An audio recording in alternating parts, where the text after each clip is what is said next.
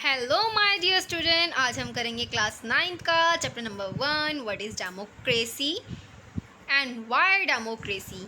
ये political science का class 9th का ये चैप्टर नंबर 1 है।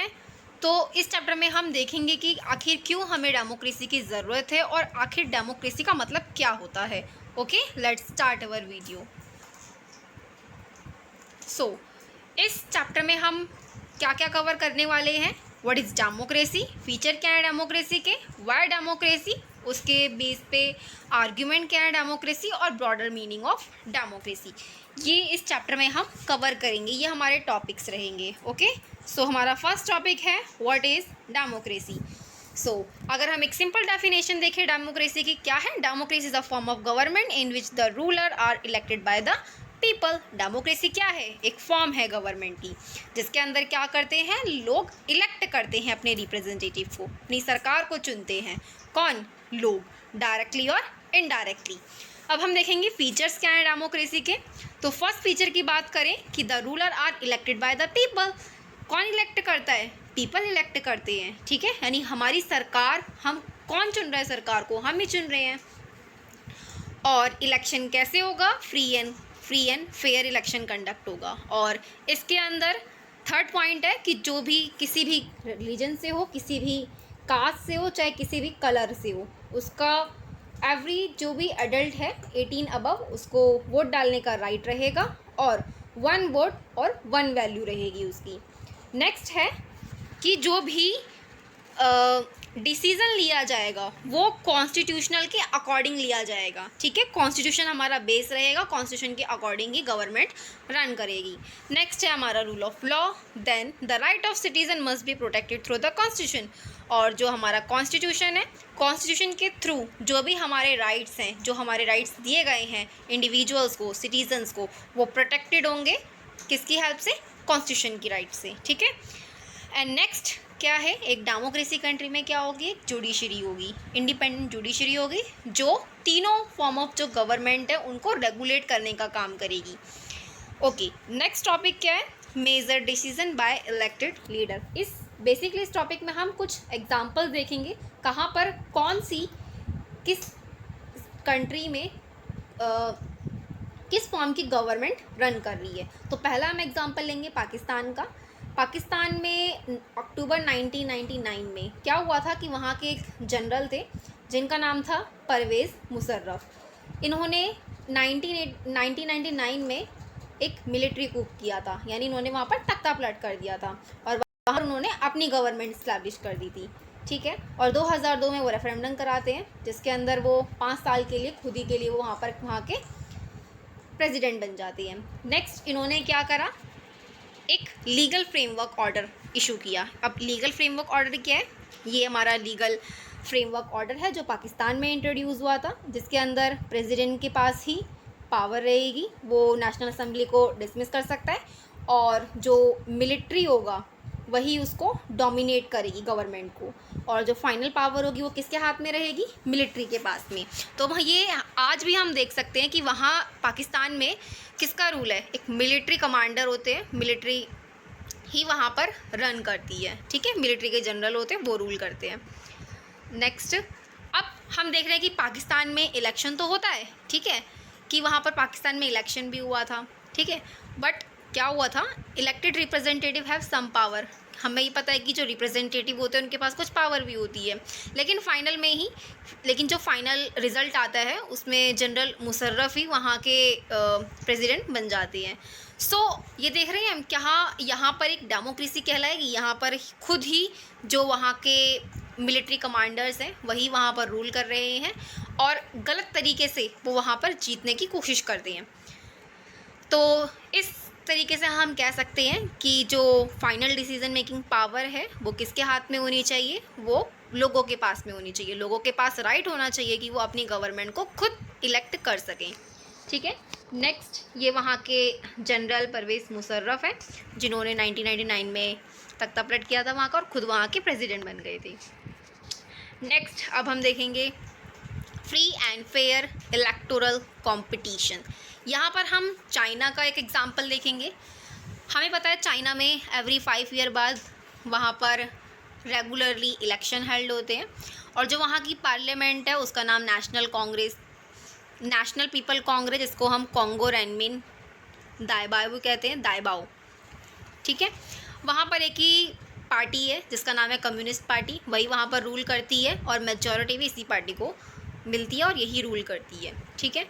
एक एग्जांपल और देखेंगे हम मैक्सिको का। मैक्सिको में हर 6 ईयर के बाद प्रेसिडेंट के इलेक्शन होते हैं, ठीक है। वहाँ पर क्या हुआ था 2002 में, वहाँ पर PRI पार्टी जीत जाती है जिसका नाम था इंस्टीट्यूशनल रेवोल्यूशनरी पार्टी, ठीक है। ये PRI की फुल फॉर्म है और ये PRI एक पार्टी का नाम है, ठीक है। और इसके जो अपोजिशन में थी, इसके अपोजिशन में कोई भी पार्टी लेड नहीं कर रही थी, ठीक है। तो क्योंकि जो PRI है बहुत डर्टी ट्रिक का इस्तेमाल करते हैं इलेक्शन जीतने के लिए, ठीक है। तो हम यहाँ पर दोनों फॉर्म के देखा कि यहाँ पर क्या डेमोक्रेसी होगी, नहीं। एक चाइना में देख रहे हैं हम कि वहाँ पे डेमोक्रेसी तो है, लेकिन वहाँ पर सिर्फ एक ही पार्टी रूल कर रही है, मेजॉरिटी भी सिर्फ एक ही पार्टी को मिल रही है, क्योंकि अनदर पार्टी को वो आने ही नहीं दे रही है मेजॉरिटी, ठीक है। मेजॉरिटी पार्टी जो कम्युनिस्ट पार्टी है, यहाँ पर हम ऐसी मैक्सिमम में देख रहे हैं। मैक्सिको में सेम यही चीज़ हो रही है कि एक ही पार्टी है, अनदर पार्टी तो है ही नहीं, जो अपोजिशन है वो है ही नहीं, ठीक है। जिसके कारण क्या हो रहा है, सिर्फ एक ही पार्टी रूल कर रही है। और तो हम ये कह सकते हैं कि जो डेमोक्रेसी है वो फ्री एंड फेयर उन्हें इलेक्शन कंडक्ट कराने चाहिए, ठीक है।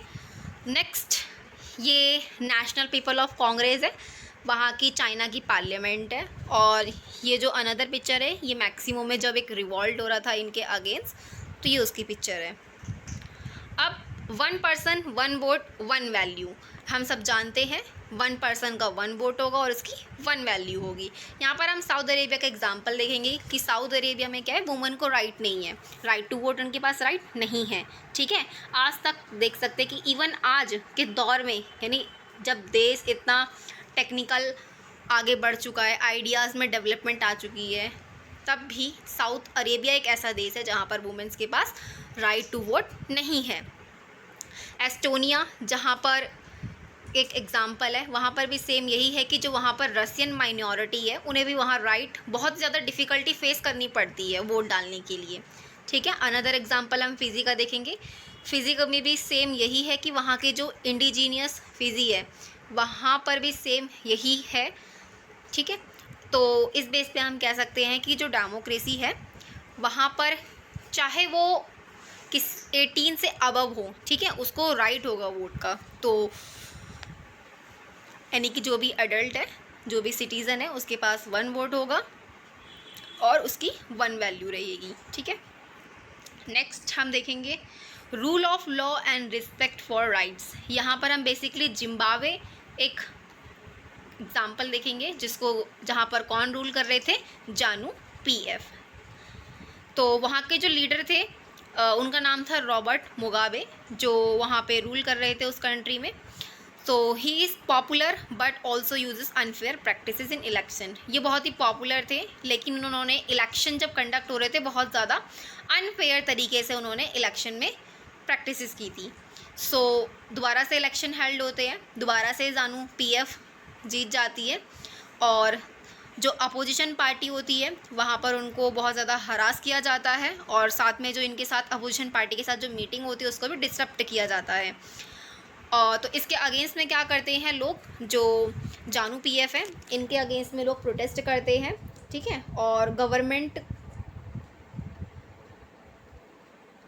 नेक्स्ट जो है टेलीविज़न और रेडियो भी किसके अंडर में थे, इन्हीं गवर्नमेंट के अंडर थे। और गवर्नमेंट कौन सी रूल कर रही थी यहाँ पे, जानू PF, यानी कि इन्हीं के अंदर सब कंट्रोल था। यानी जो भी ये पार्टी बोलेगी वही ये क्या करेंगे, पब्लिश करेंगे, ठीक है।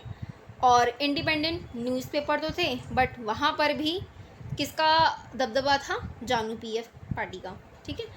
तो गवर्नमेंट क्या करती है, वहाँ की जो गवर्नमेंट है काफ़ी सारे जो कोर्ट जजमेंट होते हैं उनको इग्नोर कर देती है और बाकी को वहाँ पे जजेस को प्रेशराइज़ करती थी कि हमारे लॉ को पास करो, जो हमने कहा आप वही करो। तो हम इस केस में देख सकते हैं कि कंक्लूड हम ये कर सकते हैं कि जो गवर्नमेंट है is not democratic as there is no citizen, basic right, no political opposition and no judiciary। हम ये देख ही नहीं रही, ना ही तो यहाँ सिटीज़न है, ना ही तो यहाँ लोगों को बेसिक राइट दिए गए हैं, ना ही तो यहाँ पे पॉलिटिकल अपोजिशन है और ना ही तो यहाँ पे जुडिशरी है। मतलब सब किसके अंडर काम कर रहा है? सिर्फ और सिर्फ एक ही पार्टी जिसका नाम है ज़ानू पीएफ। ज़ानू पीएफ जो कि जिम्बाब्वे में रूल कर रही थी। ठीक है, नेक्स्ट अब हम देखेंगे कि आखिर हमें डेमोक्रेसी की ज़रूरत क्यों है, वाई डेमोक्रेसी। तो इसके अगेंस्ट कुछ आर्ग्यूमेंट्स हैं, वो हम देखते हैं। कुछ आर्ग्यूमेंट ये कहते हैं कि जो लीडर है वो क्या होते रहते हैं, अक्सर चेंज होते रहते हैं, जिसकी वजह से क्या आ जाती है, इनस्टेबिलिटी आ जाती है। ठीक है, नेक्स्ट पॉइंट कहता है कि democracy is all about political and competition and power play, there is a no scope of morality. जो हमारा सेकंड पॉइंट है वो ये कह रहा है कि इसमें क्या है, बहुत ज़्यादा पॉलिटिकल कंपटीशन है, और जो सिर्फ पॉलिटिक्स है ना, डेमोक्रेसी में क्या होता है, सिर्फ और सिर्फ पावर के लिए लोग लड़ते रहते हैं, और यहाँ पर कोई भी मोरालिटी नहीं होती है। और इसके अंदर क्या होता है, थर्ड पॉइंट का, इसमें जो डिसीजंस लिए जाते हैं बहुत लेट लिए जाते हैं। ठीक है, कभी कभार बहुत लेट हो जाता है। नेक्स्ट क्या है, every leader do not know the best interest of the people, और हर कोई जो लीडर है वो अपनी जो जनता है उनके इंटरेस्ट को नहीं जान पाते हैं, जिसकी वजह से क्या होता है, कभी कभार बैड डिसीजन फॉर्म हो जाते हैं।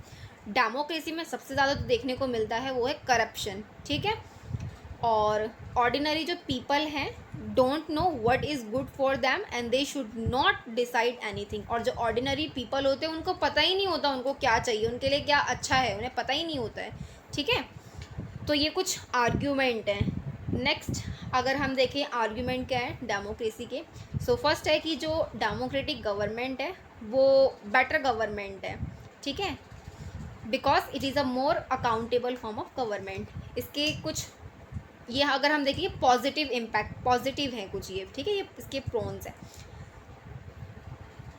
तो हम देख सकते हैं कि जो डेमोक्रेटिक फॉर्म ऑफ गवर्नमेंट है यहाँ पे बेटर गवर्नमेंट बनती है, क्योंकि यहाँ पर अकाउंटेबिलिटी होती है। ठीक है, डेमोक्रेसी में क्या होता है, डिसीजन मेकिंग पावर जो होती है वो बहुत इम्प्रूव होती है, और उसकी क्वालिटी भी क्या होती है, इम्प्रूव होती है। और democracy provide a method to deal with difference and conflicts. Democracy से क्या होता है, जो भी कॉन्फ्लिक्ट्स हो रहे हैं, जितने भी डिफरेंसेस हैं, उनको डील करने में मदद करती है। और जो डेमोक्रेसी है उससे डिग्निटी जो होती है सिटीज़न की वो इन्हेंस होती है, बढ़ती है।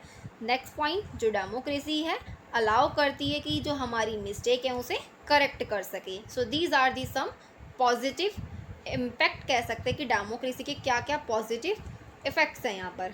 ठीक है, सो अगर हम कंक्लूज़न कहें, अगर ब्रॉडर मीनिंग देखें डेमोक्रेसी का, तो हम अब तक ये जान चुके होंगे कि डेमोक्रेसी आखिर क्यों इतनी नेसेसरी है, और हर कंट्री के लिए अपने अपने लिए डेमोक्रेसी के सेंस हर कंट्री ने अलग अलग बना रखे हैं अपने लिए। और जो भी मेजॉरिटी होती है, यानी जो मेजॉरिटी पार्टी रूल करती है, और अगर जब लोग जिसे मेजरली वोट करते हैं वही क्या बनता है, उनका रिप्रेजेंटेटिव बनता है, वही सरकार बनाती है। ठीक है, और democracy can apply to a government for a family और एनी अदर ऑर्गेनाइजेशन। ज़रूरी नहीं है कि जो डेमोक्रेसी है सिर्फ और सिर्फ हमारी गवर्नमेंट फॉर्म में देखने को मिले, हम डेमोक्रेसी अपने इवन फैमिली में भी देख सकते हैं और अदर ऑर्गेनाइजेशन में भी। ठीक है, तो बेसिकली हम ये कंक्लूज़न कर सकते हैं कि जो डेमोक्रेसी एक ये फॉर्म ऑफ गवर्नमेंट है जिसके अंदर क्या करते हैं, लोग इलेक्ट करते हैं अपने रिप्रेजेंटेटिव को, अपने सरकार को चुनते हैं। ठीक है, ताकि वो उनके लिए काम कर सकें। सो एक कोट है अब्राहम लिंकन का, जिन्होंने कहा था कि to the people, for the people, by the people. ये इनकी डेमोक्रेसी की एक लाइन है जो बहुत ही फेमस है। ठीक है, this is all about this chapter. Okay, thanks for watching, bye bye.